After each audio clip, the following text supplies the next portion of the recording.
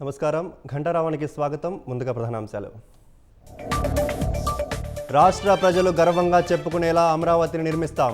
ఎల్లుండి కార్యక్రమానికి తరలి రావాలని ముఖ్యమంత్రి పిలుపు.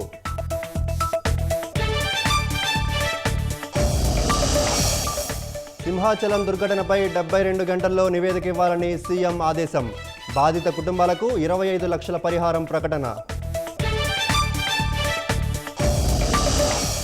నెల్లూరు జిల్లాలో కారు బీభత్సం, 6గురు దుర్మరణం. పోతిరెడ్డిపాలెంలో ఇంట్లోకి దూసుకెళ్లడంతో ఘటన.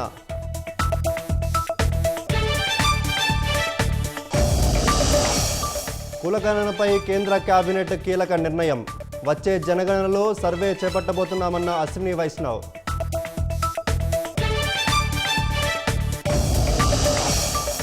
ప్రతీకార చర్యలు తప్పవన్న భారత్ హెచ్చరికతో పాకిస్తాన్కు వణుకు.